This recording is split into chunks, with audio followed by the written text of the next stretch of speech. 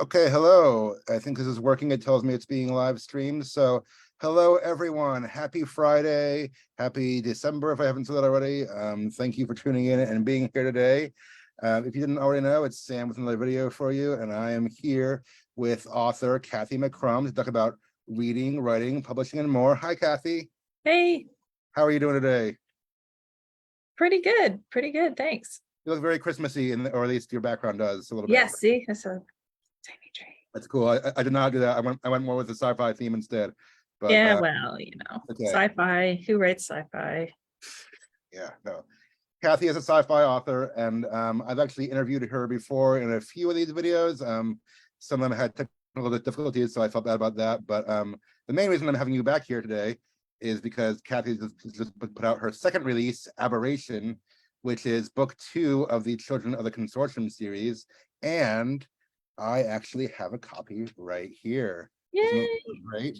Yeah, I didn't think I had one. I was going to show off your previous book, which I have, but my wife had bought one unbeknownst to me, which might mean that somebody's getting it for Christmas. Spoilers. But she was like, "You might need this to show off during your video." So this is thank you. book, Aberration. It looks good. I have not read it yet. I've probably seen excerpts and heard you read some, but it looks good. But I'll let her tell you more about that in a minute. I'm very grateful that Cathy has graciously agreed to be with us here today and answer some more questions.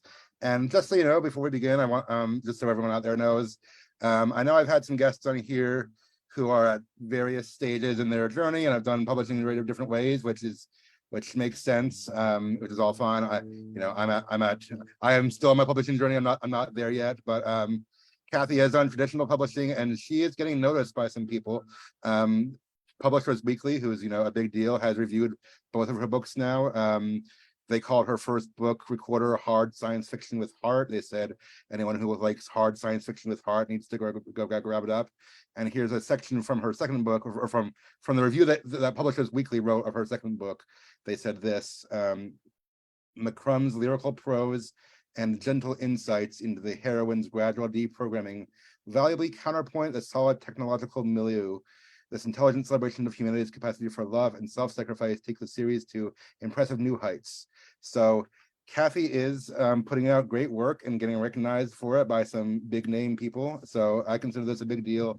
As far as I can tell, she's stayed humble, and I don't think it's got to her head yet, at least. But maybe a little Only bit. sometimes. Only sometimes. Only sometimes. That's fair. But since she was unlikely to say that about herself, I wanted everyone to know that this is kind of a big deal, and I'm excited to be her friend and to know someone who is moving up in the world like this. So yeah, we're going to talk about that and go from there.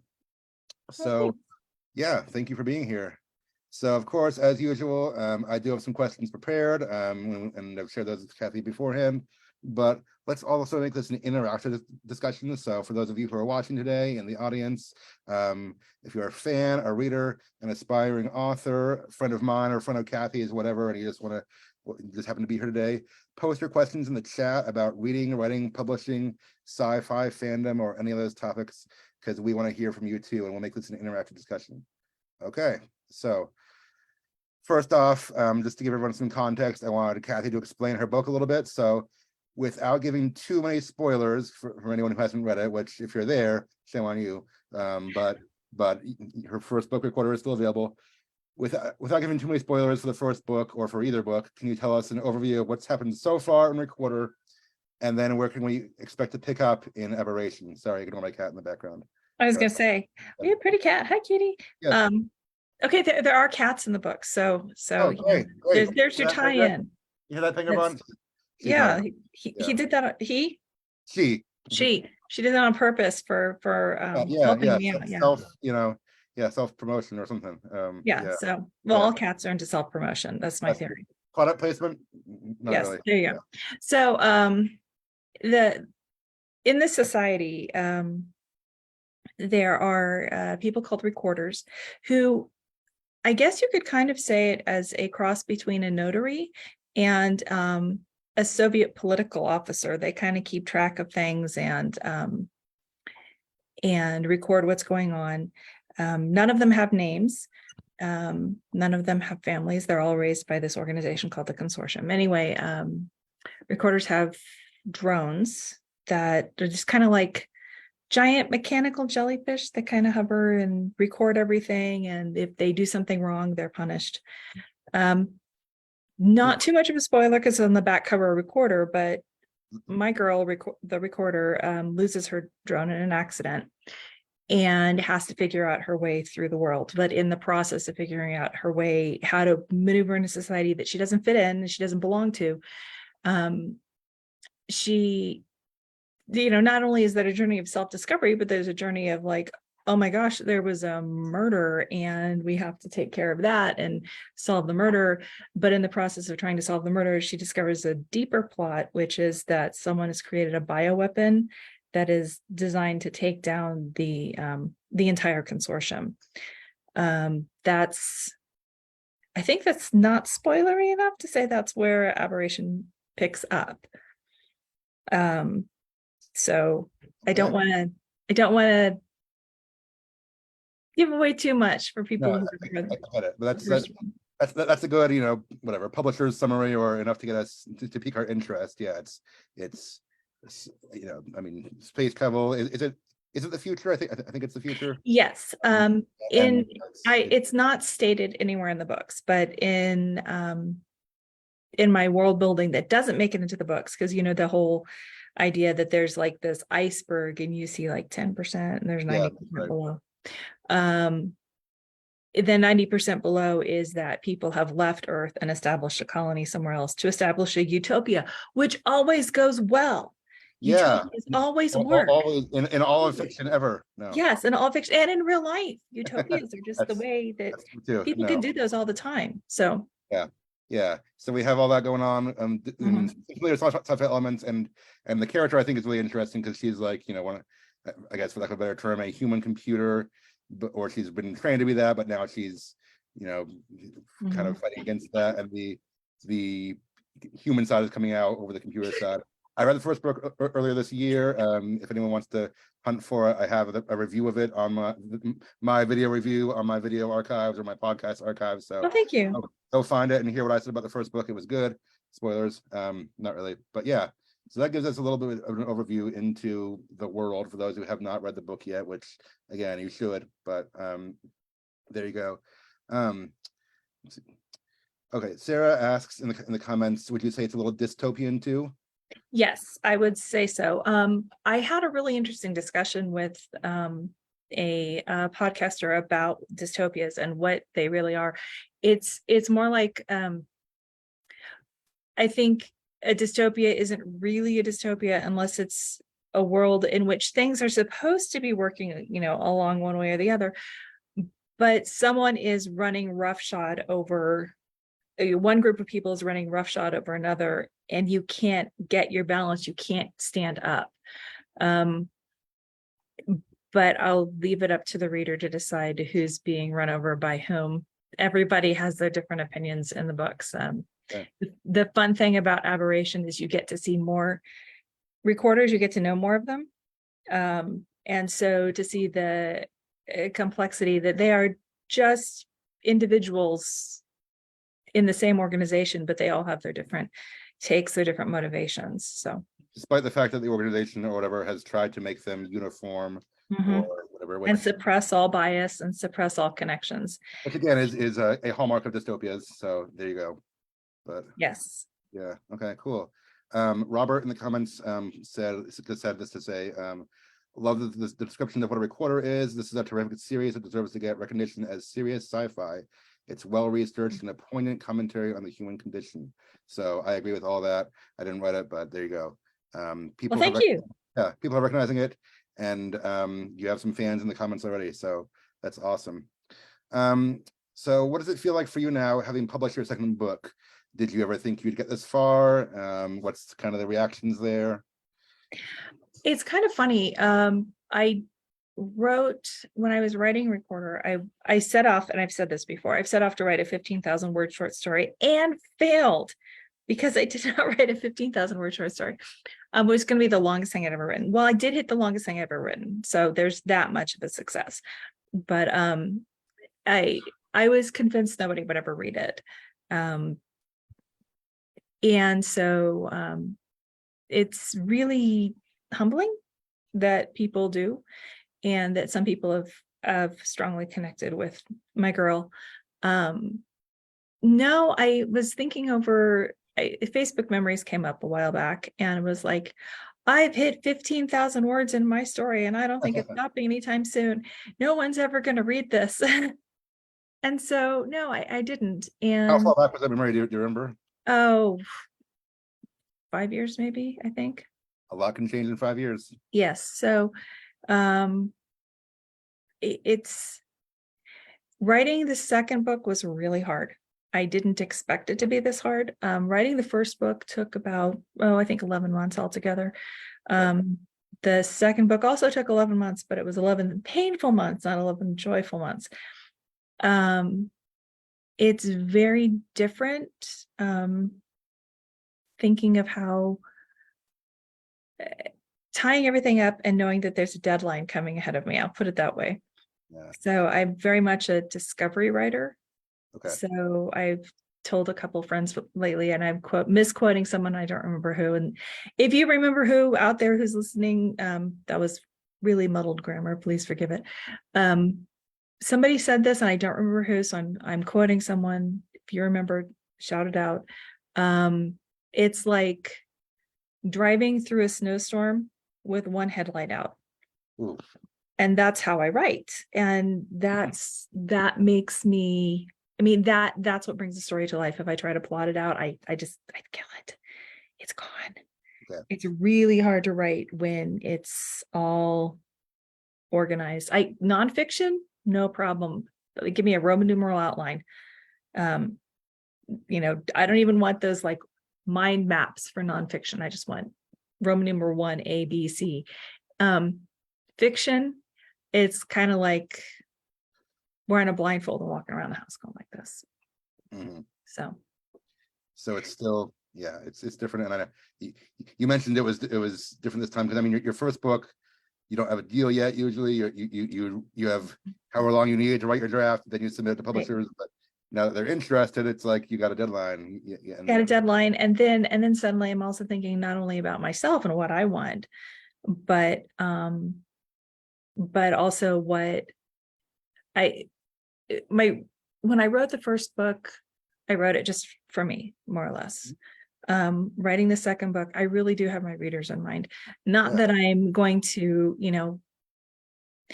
I don't think, I'm willing to bet that I'm not doing in the book 3 what people necessarily wanted me to do. And I've had a couple of emails that protested strongly to the endings of both books. I can't believe you did that. And so I'm kind of guessing that that's going to be something. So I'm not going to rewrite my character to. You make me nervous about book 2 when I'm like I haven't read it yet, so yeah, I don't know what to expect really. Yeah. So there have been times when my characters still surprise me and they act out and they do things. I have a goal. I know where it's going. I know where it ends, and I don't think that's going to be something that necessarily people thought that it would be. But I don't know how to get there. So I'm kind of like weaving my way through the ideas to get there. Yeah. Okay. You touched on this a lot already, but my next question actually was the writing / publishing process easier or harder this time now that you know what to expect? And in many ways it was harder, it sounds like. Both, because I kind of knew how things go. Like, I'll just say it this way. It doesn't matter who you are. Developmental edits are not fun. So, yeah. I mean, they can be, because they can help you strengthen the story and find what you really meant. And that's the best thing about edits is when you're looking like, oh, that didn't come across. How can I tweak it to make it say what I needed to? And that's the really handy thing with edits. However, they're not necessarily fun, as many of my friends can attest to me. Am I complaining? By developmental edits, you mean like kind of in the early stages, like figuring out your plot and and outline When they're like, oh, well, in as much as you have an outline? Yeah. yeah, well, the developmental edit's more like commentary on the story Okay. itself, as opposed to you have a dangling participle here. Oh yeah. Um, so I don't know if that makes sense or not. Yeah, like grammar and stuff and Yeah, it's not the grammar and stuff. It's the sentence structure. Anyway. no, it's more like why can I not put words to this? Maybe I haven't had enough caffeine yet. Sorry, I do drink caffeine. I can't Yes. help you there. Yes. A more like what happened to this plot thread, or why is so and so angry? Like I content don't questions, like things that may or may not make sense to the reader. right. The general overview kind of questions. Yeah. I'm like, but I know I was clear. Well, no, you weren't, because she's Made not. sense in my head. I've Yeah, made sense in my head is not necessarily the best reasoning for keeping something in the story. I know we've all been through that in our online writing group, writers feedback group that you and I participate in, and yeah, and they're like, well, this I thought it was clear, but I'm the one who wrote it, so I know what I was thinking, but I know it was in my head. Why don't you know it was in my head? yeah, On the page, yeah. when you're sending a book out to many people, you don't get to say that. It's Right. you say what's in the book and that's it. So it's scary in some ways. Well, it's kind of interesting because a book is like a dance. Okay. And somebody has to take the lead, and that's the author. But the other person makes the dance work. So the reader is the one who, you as the author might be leading the dance and leading the steps, but it's not really a dance. Well, okay, obviously you can have a tap dance by yourself or something, but it's like if you're waltzing or you're doing what, tango or something, it's not really the waltz or the tango if you don't have the partner. Yeah. And that's how reading is. So it's my job to, as the author, to lead the dance in a way that gets to my objective. But then everyone else, they kind of bring their own things to it, and we can have a whole discussion about what the reader brings to the meaning of the text. I mean, I took a whole class in grad school about that. It's most probably more than we need to get into it now, but yeah, the author has a strong voice, but not the only voice involved. Right? It's interesting. Okay. That kind of gets into my next question, actually. And we are gearing up for Christmas, but we just recently had Thanksgiving too, and I did a video kind of encouraging everyone to thank those on their writing journey. I mean, even those of us who aren't published yet or aren't finished with our journey, I'm like, there's many people who have helped us along the way. So I wanted to ask you, besides yourself, of course, besides yourself in the lead role, who helped the most in making this project possible? Who do you think? And you can name, a few people if you want, or a few organizations, but it's been complicated. I really, so many people, and it's like the whole "it takes a village" thing. It kind of does, because there are gaps that you don't know that you have. Yeah. And people who kindly, I'll put kindly in this thing, point that out. There have been like Facebook groups in particular, like the one that you and I are in. Sanctuary, yeah. Yeah, the Writers Sanctuary group. That was good. I had a writing group when I lived in Ohio, with Angie Grigalunas was in it. Yeah. And Jen Eason, and a couple of the people that you might or might not know, some of whom are in the Writers Sanctuary group. I know Angie, yeah. Yeah. And when we had to move out here, I got an email from a message from my friend Rob, and he's like, "You're coming to my group." So now I have my Peaklings group, and they've been fantastic. And it's very interesting going from a group in Ohio that was primarily female, going to a group in Colorado that's primarily male. Very different spin on events. they don't necessarily insist on the same things. Oddly enough, you know, Yeah. but I have to say I have a friend named Patrice who has been simply amazing and supportive. My friend CJ, I mean, I don't know what I do without these people. I have a friend in England, and I'm very thankful for the interwebs, as I'm not supposed to say, or at least I get psychic damage points against my children when I say interwebs. Oh, So I say it anyway, just because psychic damage, right? right. So thankful for the interwebs because I can chat with my friend Lauren in Yorkshire. And I have friends that have been, popping in and out saying, how's it going? How's it going? And my friend Laura in Ohio, another Laura in California, back from when we lived back there almost 2 decades ago. No. So, I mean, Laura's gents, good people, thumbs up, Laura's and gents. But there's so many people. You hear my kids arguing in the background or not? I can Yeah. only hear something faint, but Yeah, well, that's good. yeah, probably no worse than my cat meowing. She's quieted for now, but she was Yeah. doing that. So, Yeah, no. My daughters in particular have been very supportive, but I have to say that I truly appreciate the editors at Enclave, even though they made me cry. So Your feelings and all that. Yeah. yeah. So I have one of the best things about the writing journey so far has been meeting people.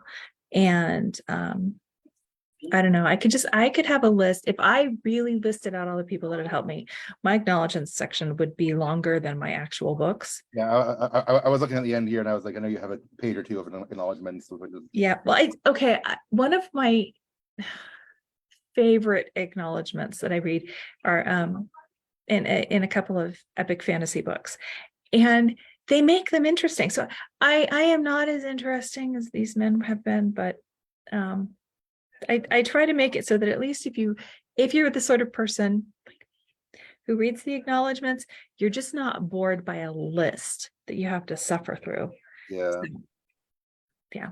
I So always try to at least skim it. I mean, yeah, you're right. Some are more interesting than others. And if just a list of names, I'm like, I don't know these people, but it's meaningful to everyone who's involved in that process because they get the contribution they need. That's why authors do it, and that's why we acknowledge those who have helped. And so, like I said, it really does take a village. And I read a book earlier this year about how even the Inklings, like the great Lewis, they have their group of community that helped them a lot. So yeah, like for Aberration in particular, my friend Anne, my friend Sophia, Daniel, from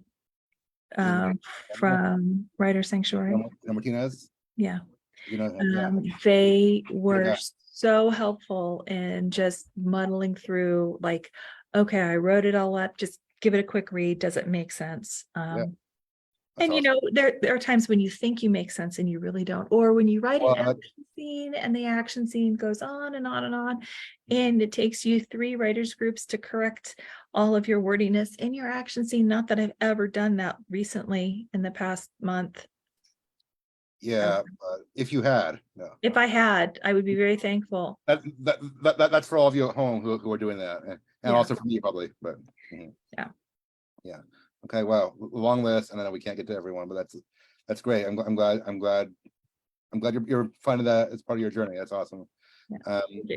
Yeah, we're getting some more comments in the chat. Laura said can't wait to read book 3, which we'll talk about a little bit later, hopefully. But I asked her what do you think of book 2, and she said loved it. I love the recorder Cathy. I love the recorder. Cathy's characters are so real and feel like people I've met in real life. And then other people are also saying that they have arguing and going on in their house and from the kids in the background. So there you go. You can't hear my kid either. I don't think he's out there with his mom, who graciously allows me to do this. And I was hearing him making a fuss before we started, but now he's mostly quiet. So hopefully everything's okay, but hey, Yeah. you know, Well, wedding happens, it's a real yeah, life. I want to say really quick that the Inklings group that was hosted out of Virginia for a while was very helpful in the first, That's how you and I connected, I think. yeah, the first quarter of Aberration, and several stories in that, and several stories that chapters that I read that didn't make it in. In particular, you know, the Inklings group there was very helpful, and yeah, I appreciate like you and Rachel and Kelsey and Daniel I'm and glad I could be, Celeste and all the peoples. I was glad I could be a small part of that, and that we've been able to connect this way. That's how we And all felt. I have to say, just for everybody who's listening, I think that Lars's best line in Aberration is largely thanks to the gentleman who's interviewing me today. Really, I Yes, you'll know when you get there. okay. You said that you said something like that to me, and I don't remember now, but You'll either you'll remember when you get there, or you'll be like, I don't know what she's talking about, and then you'll just say, yeah, I came up with all of that. And I then feel like knowing me, it's gonna be the latter, but we'll see. So I'm glad I could be somewhere on that list. I was like maybe in the top 100, but I'm on the list of people who have helped you. So great. yes, Yeah. you are. Awesome. Okay, great. I know we touched on this, but one of my questions was, what challenges did you encounter in writing Aberration? And you've talked about some of those already, but any others you want to highlight, or do we just need to move on from challenges? One of the challenges was actually the fact, I kind of want to avoid saying this, but I'll say it anyway, was the fact I wrote this book. I wrote the first book years ago, and then it was signed and it was published, and then Aberration came out in 20 and I turned in Aberration in the beginning of the year, and they're like, you know, there's a virus in this book. Don't know that we really want a virus in this book. And I'm like, that it's too late now because it was in book one. Doing too late, yeah. It's too late. So reworking that whole thing. My sister, who passed a couple years ago, was a biochemist and a microbiologist. So she had helped me when I first came up with the idea with the virus, which is actually predates the book by about 15 years. Believe it or not. Actually, no. Probably closer to 24 years before the book. And I had called my sister and I had said, this is what I'm thinking. Does it make sense? And so she and I talked it over and researched it. And she helped me make sure that it sounded credible. So when I had to rework the virus in the middle of the edits for Aberration, that was really hard because, I mean, I have confidence in my ability to research. But in part, it was also because that was part that Mary Beth had helped me with, and she's not here now. And so in a way, it was saying goodbye to that emotional connection, not just rewrite the book, but rewrite this one aspect of the book, which really wasn't that hard once I figured out what I was doing. But that part, I didn't make the connection that was part of the hard part until after I turned it in. I'm sorry she didn't get to see the whole trilogy, but she didn't even get to see the first one, but she read some chapters of the first book, and she's part of it now. She's part of. Yeah, I did. As I said, there's cats in the books, and I love T.S. Eliot's Old Possum's Book of Practical Cats, which is what they used to make the musical Cats. Okay. And so all of the cats were originally named after the cats in Old Possum's Book of Practical Cats. And but I renamed one of them Hunter after my sister's cat. Wow.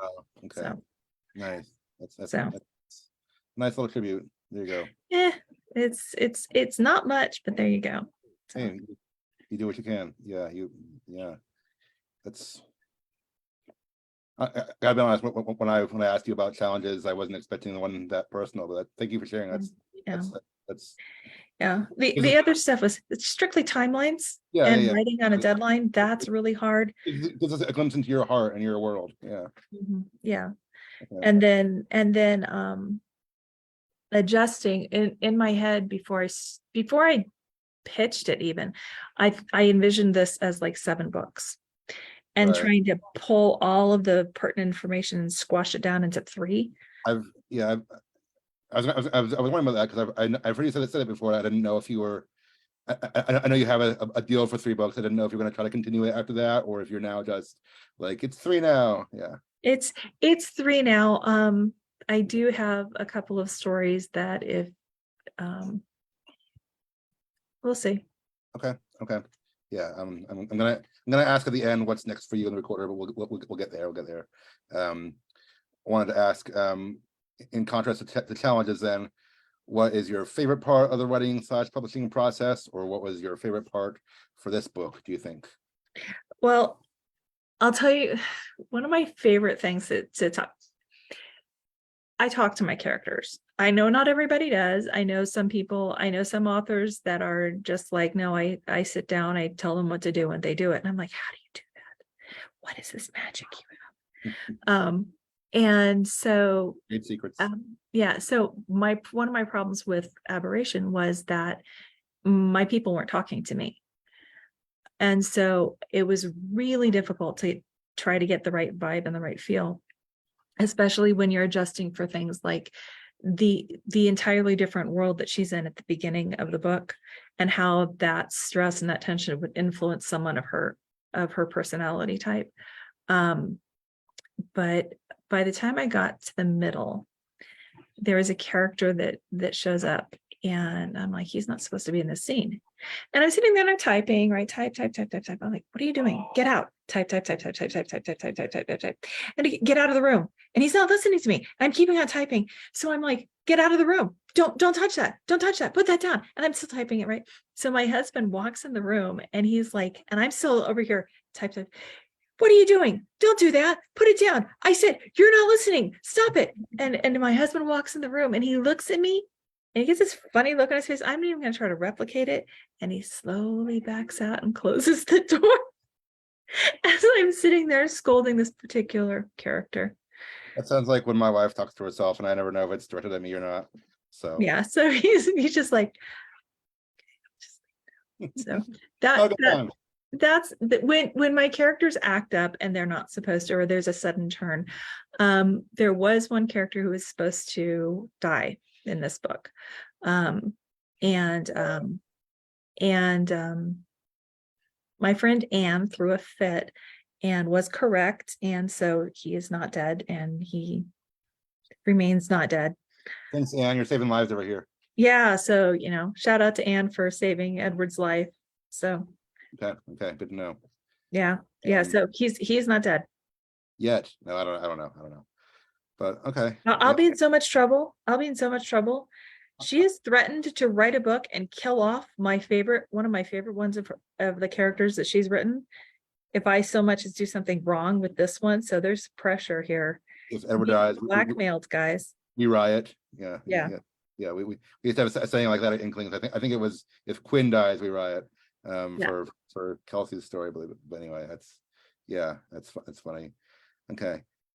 Good times. I'm glad you didn't kill him off. Everyone watching, I mean, we're still going. We're not done yet. But thanks for all the comments. Keep asking, posting comments, and also ask questions if you have questions for Cathy. Definitely post them in the chat. I will try to get to them all. I wanted to ask you again, without too many spoilers, but what part or scene or character are you most excited for, either for yourself or for the readers to discover? What are you most excited for about this book? Well, there was a scene that I wrote for Aberration that didn't make it in. Okay. And I will riot if these people do not cooperate with me. These people being your characters. These people being my characters, if they do not cooperate and let me put this scene in book 3, I will riot. Okay, I will start just like, I will bring in like space pirates and like laser guns, and then they'll be sorry. I will loose the giant roaches on them, and then they'll be sorry. This is almost like, could be like a DM talking to their players. It sounds like, but it sounds a little bit like that. But yeah, There was one scene there were 2 scenes in Aberration that I knew were coming towards the very end of the book. And one of them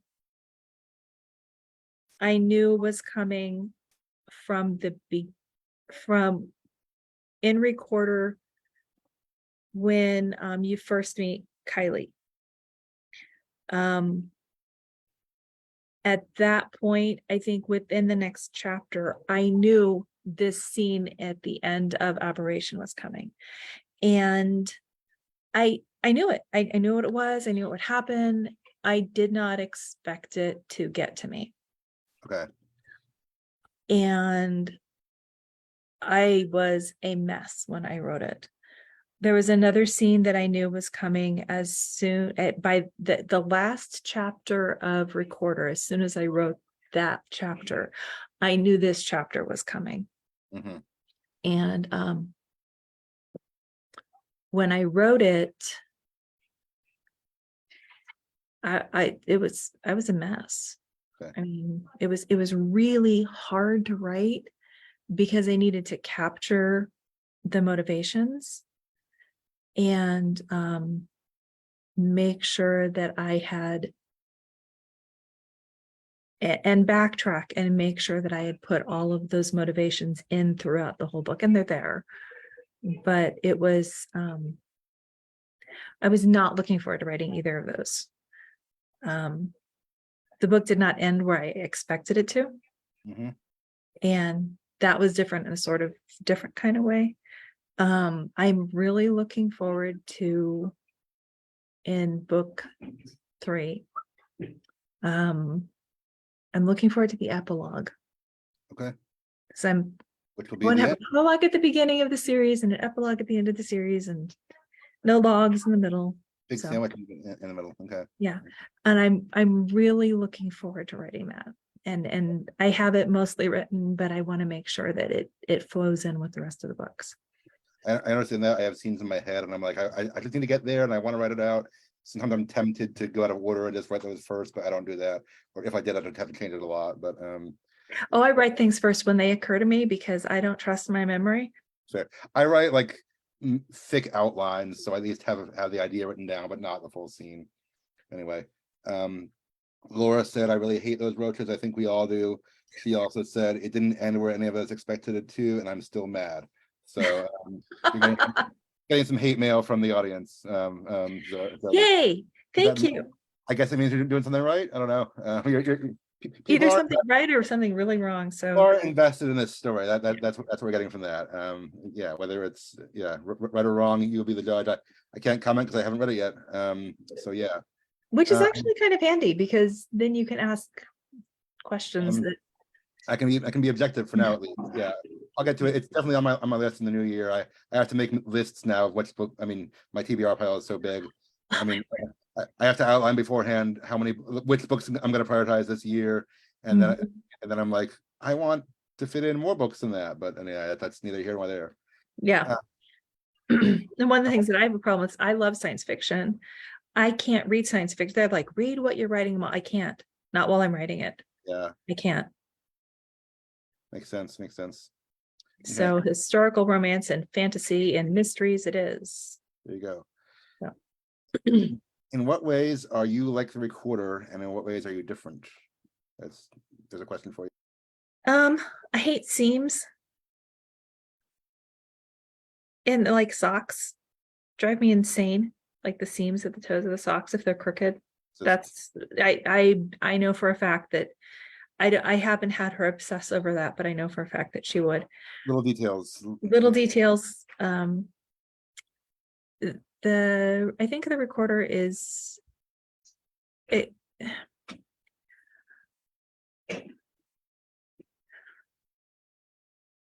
I'm not a whole lot like her. I think of her as, oh, she's much more, I don't know if you can Myers-Briggs or not. But Yeah, I'm familiar. we're both introverts. Okay. Um, Kind of gets that, but yeah. yeah, both introverts. I'm a P and she's a J. Okay. Um, and she's but she feels things very deeply, and I think I do too. I notice small things, Sure. and there are times that I too have to stop and like really focus on body language and stuff to see what people are thinking. I just happen to have a better background in relating to people than Okay. she. Yeah, which is kind of a low bar because she's been a computer or been Well, yeah, a computer for her whole life, maybe. well, that, and I think that she would always have had a hard time relating to people, and they aren't, she doesn't have an intuitive connection, and she judges everything by surface, but she categorizes things differently. In my head, I see her like she would eventually learn the body language and facial expressions for you, but she wouldn't apply those across to somebody else. Okay. Okay. So for each person, she sometimes will make a connection. She does at the beginning of Aberration, where she's like, a character's eyebrows draw together, and she's like, Max worries like that.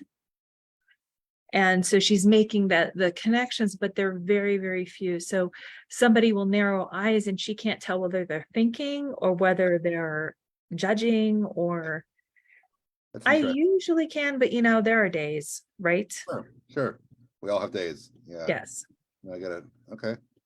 Okay. if Good. that Yeah. makes sense.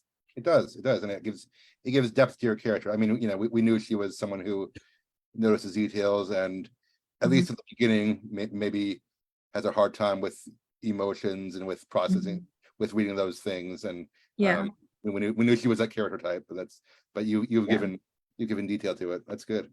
Well, I think that of all the characters, I'm probably bad behavior aside, I have to add the caveat, bad behavior aside, I'm probably most like Elliot.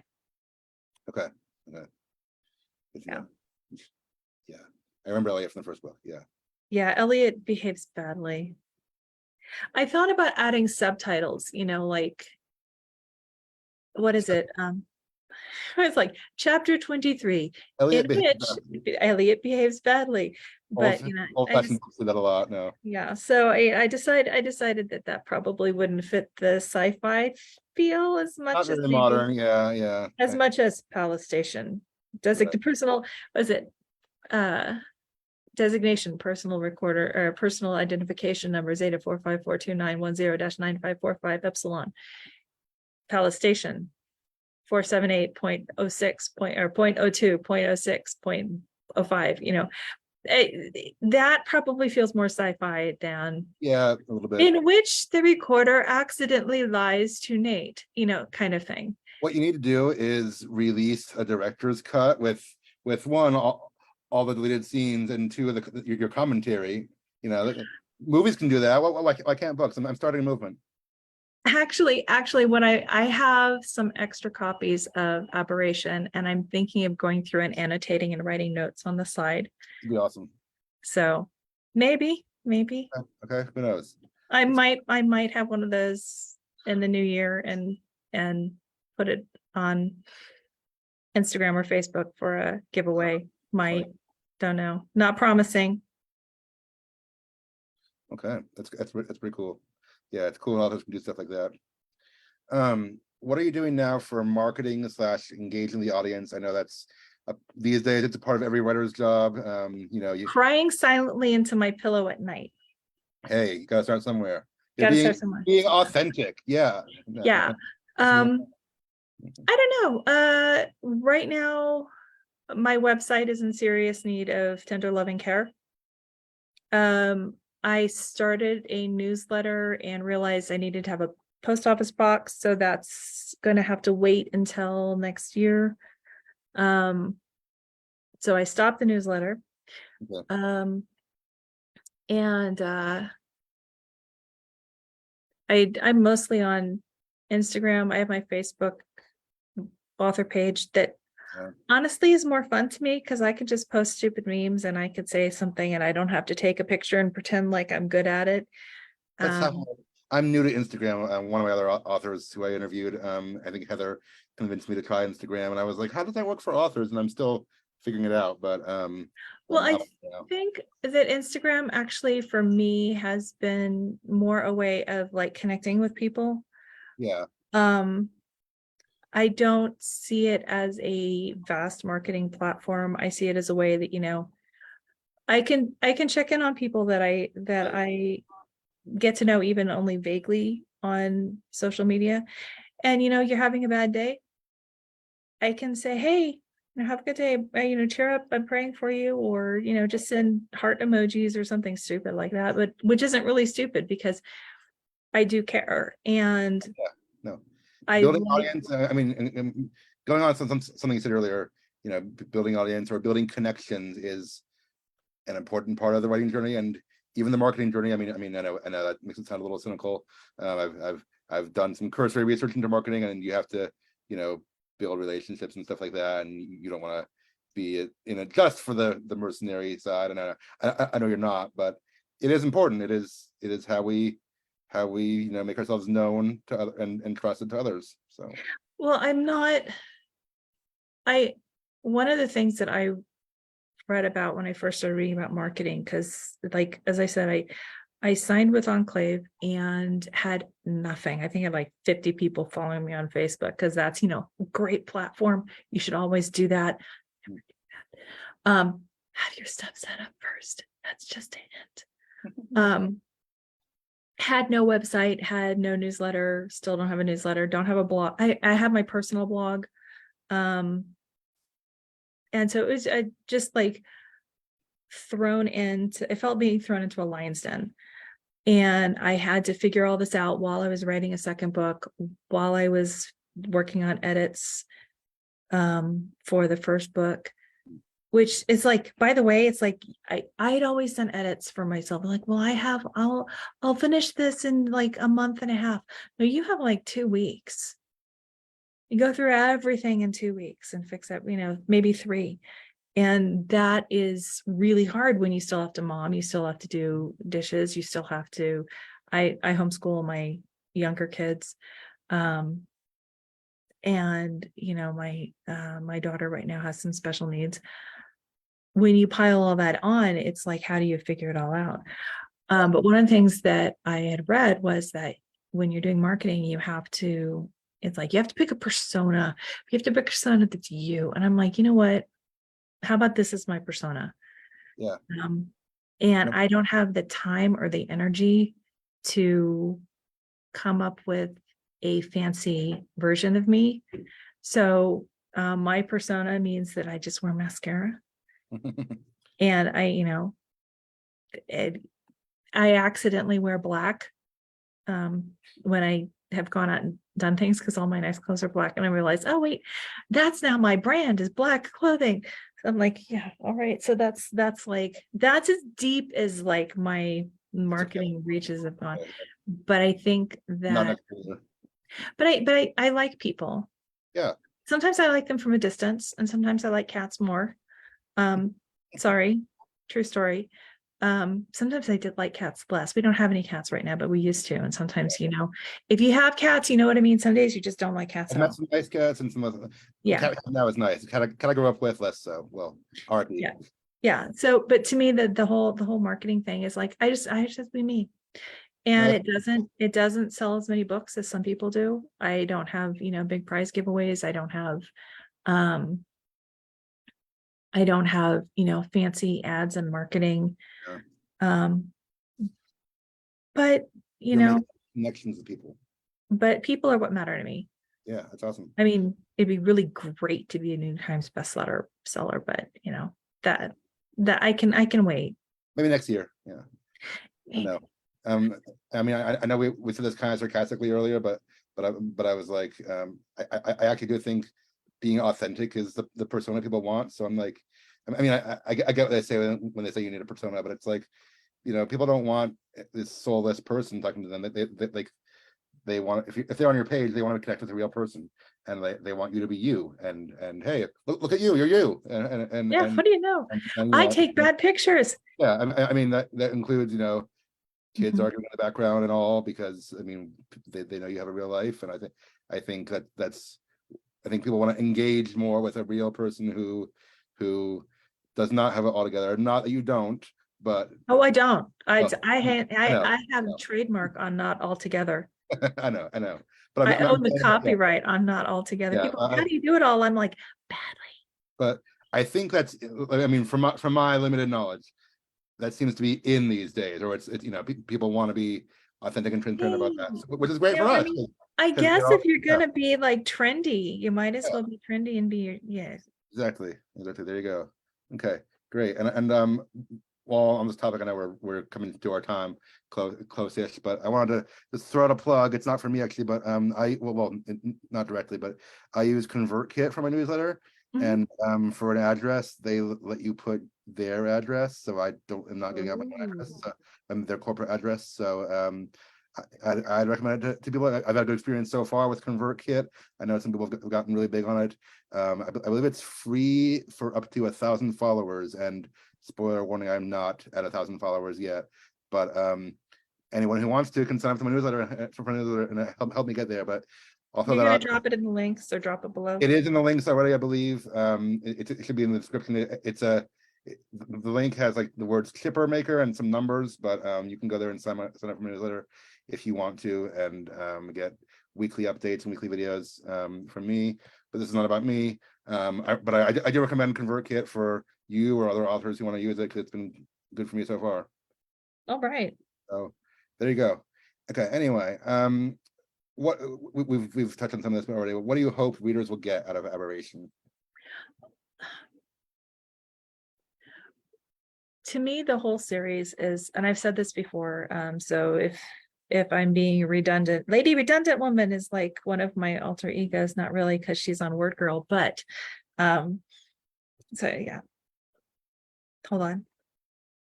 You know what? Forget it. I'm editing my aside. You know those games that the kids that go around the internet where you ask your kids, what character does mom remind you of? And they write it down, I had friends that were doing that, and they're like, Belle because she reads a lot, and Snow White because she sings really pretty. And what do my kids say? My kids say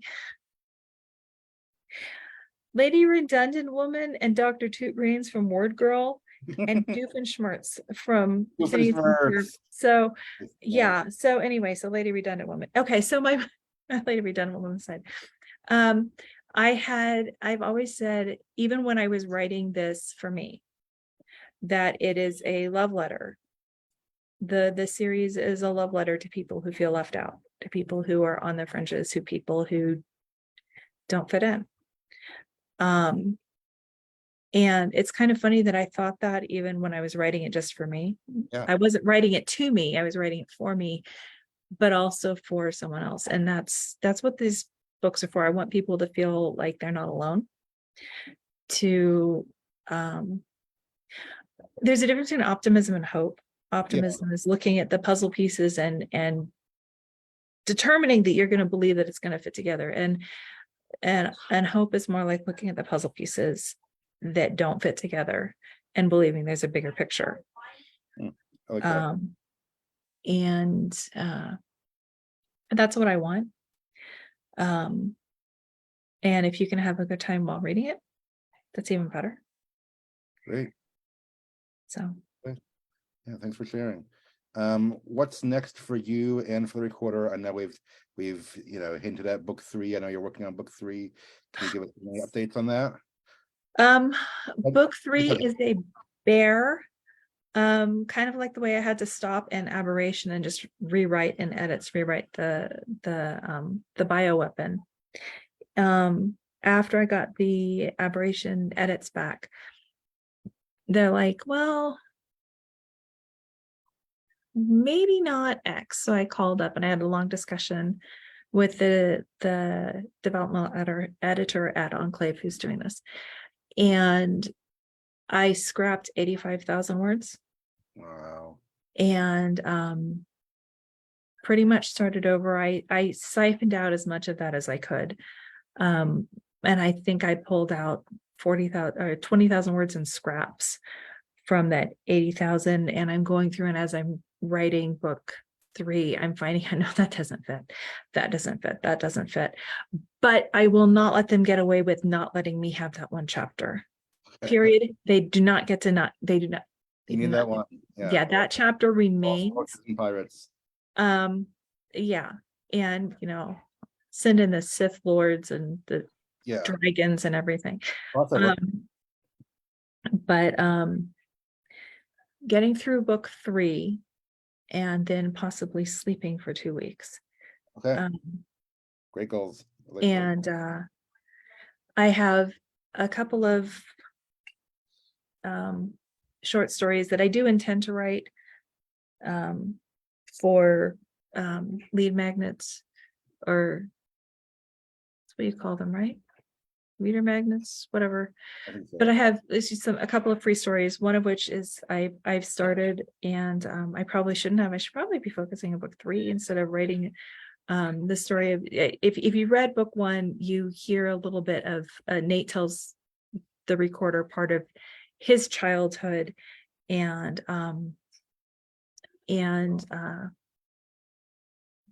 sorry, noises distracted me. That's another thing that I have in common with the recorder, the sound of like a TV in the other room. It doesn't even have to be like on playing something. I can hear the TV being on. I can hear the lights. It's irritating as all get out.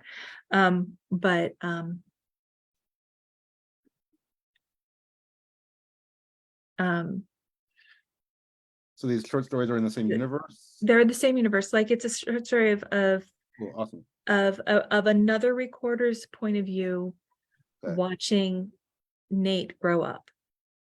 Okay. And so there's that. I have probably 50,000 words written on someone's twin. How about I put it that way? That's a little bit vague, and it's supposed to be because I don't want it to be spoilers. Yeah. But I have about 50,000 words written for someone's twin, and I'm hoping to get. I don't know. I'd like to get that out for people to read. I have some stuff in this universe. I have some stuff that predates this universe, and it predates this story by about 400 years. Right. And I want to get that out, just a short story somewhere, just for fun. But there's a couple of stories in my head that aren't necessarily science fiction that I like to address. I'd like to kind of at least get out of my head one way or another when this is over. But I kind of feel like when this is over, writing this has been very, very difficult. Writing 3 is harder than writing 2. In part because I had to re-envision the entire plot. Yeah. And Enclave very graciously gave me a huge chunk of time to give me some leeway. Is there a release date for book 3? Yes, there is. Not a specific date, but I have a month and a year. Are you able to share it, or is it? Yes, February of 2024. It's more than a year. No. Yes, it's more than a year. Sorry. I better let you get to it then, so you can put it out early now. Yeah, it doesn't really work that way, but okay, yeah. I was hoping for next Christmas, but no, that's okay. I was too, and I felt very, very bad. I had to ask. Valentine's Day. Yeah, I had to ask for the extension because I just couldn't get the words out. I just couldn't, and they very graciously gave me much more than I asked for, and I still can't get the words out. But that extension bumped the time out a couple months. Laura said she just wants to know what name the recorder picks for herself, and she's looking forward to that in book 3. Yes, that is in book 3. I have yes. Okay, we'll get there. We'll get there. sounds like a lot of excitement in your future and a lot of hard work still. So I'll let you get back to that. We're about at the hour. Last question for me: where can people buy the book, and/or where can they follow you online? I'm on Instagram at Cathy McCrumb author, and cathymccrumb.com is my website. If you send me an if you click the contact me and send me a message, I'll respond to you. But I just don't have the newsletter thing figured out yet. Okay. But The book's on Amazon and and I mean, is yeah, it in stores and pretty stuff? much anywhere books are sold. There's I'm sure you can get it on yeah. Enclave Publishing's website. Well, Enclave, I think, links to a couple other places. Oh, okay. I'm going to, I will make a promise this weekend. I will update my website and put the universal book link for the ebook. Okay. But let's see. Enclave is a Christian publisher, so this is available at christianbook.com. Okay. And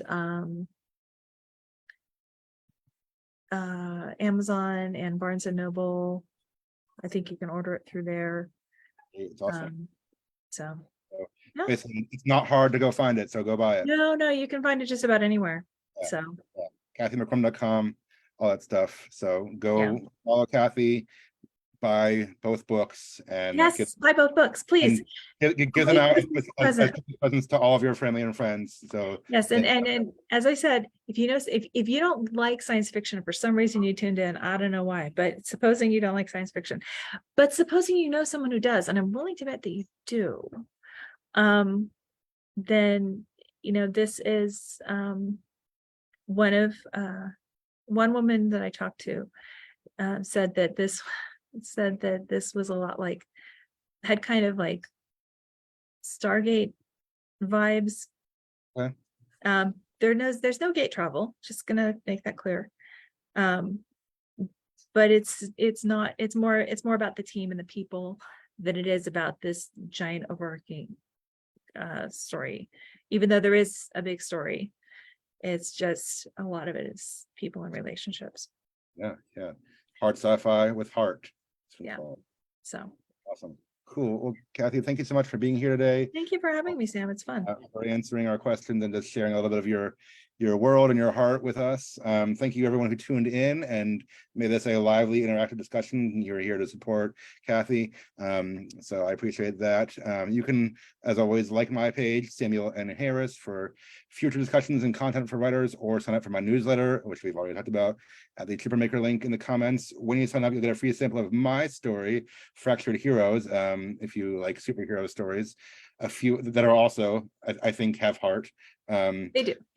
Thank you. With a few of my favorite scenes that I think you'll enjoy when you sign up. And of course, go check out Aberration, Cathy McCrumb, buy it for all your friends for Christmas. Anything else to say before we sign off, Cathy? Just thank you very much. And thank you for everybody who came. I can't see you, but thank you. And have happy holiday season. Merry Christmas. Yes, there you go. So thank you for watching today. Thank you, Cathy, for being here with us. Have a great weekend, everyone. And until next time, bye.